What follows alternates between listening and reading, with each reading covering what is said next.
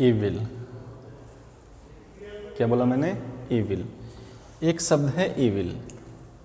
तो guys evil बहुत सारे लोगों का काम होता है ईविल करने का, बुराइयां ढूंढने का, कमियां ढूंढने का, नीचा दिखाने का। बहुत सारे लोगों का भरे पड़े हैं दुनिया में। अब देखिएगा, ईविल बुराइयां या बुरा कह सकते हैं आप।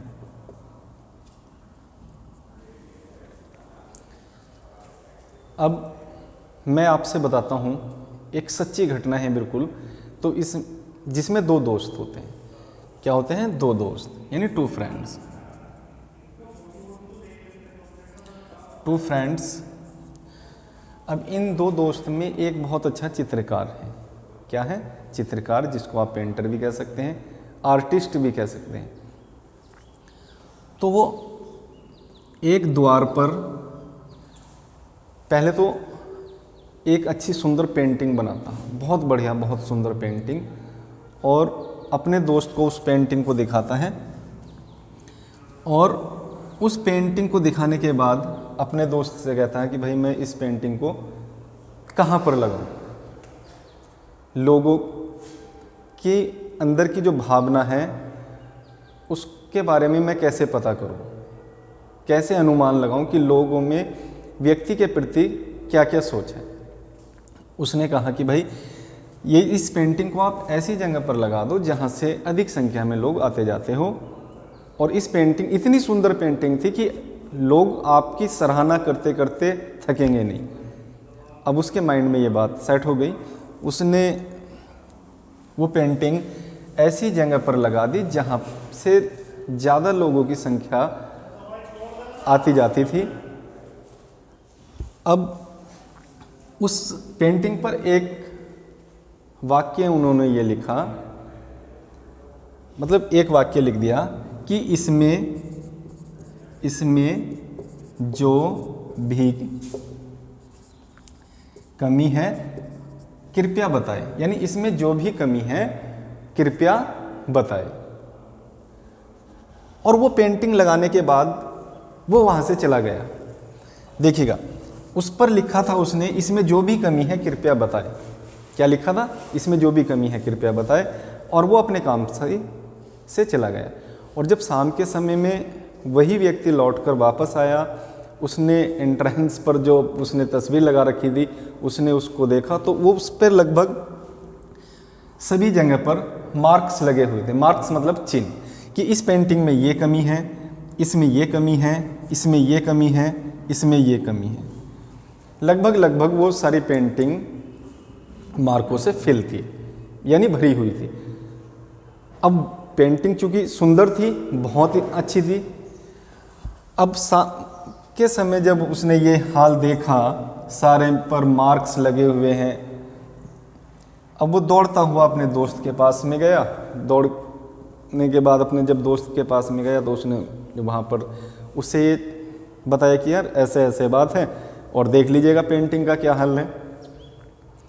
तो उसके दोस्त ने कुछ देर विचार किया और विचार करने के बाद में ये बात रखी कि भाई आप सेम पेंटिंग, यही पेंटिंग दोबारा बनाइएगा।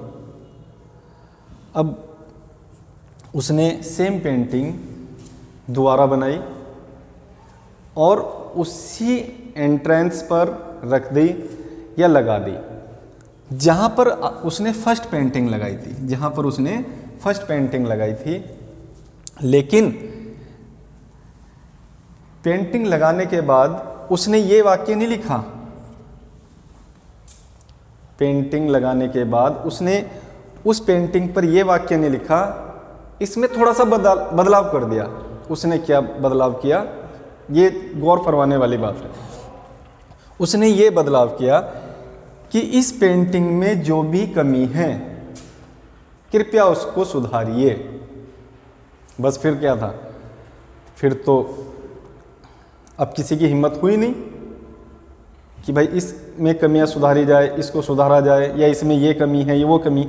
शाम के समय जब लौटकर वही व्यक्ति वापस आया तो उसने देखा कि उस पेंटिंग पर एक भी मार्क्स नहीं है, कोई भी मार्क्स नहीं है किसी भी प्रकार का। तो गाइज बहुत सारे लोगों का काम है कमियां निकालना, लेकिन अगर उसी कमियों को हम सुधारने के लिए अगर उनसे बोल दें तो वे कभी आगे नहीं आने के। कमियां निकालनी है बस। हमें क्या है भाई, हम तो इंसान हैं।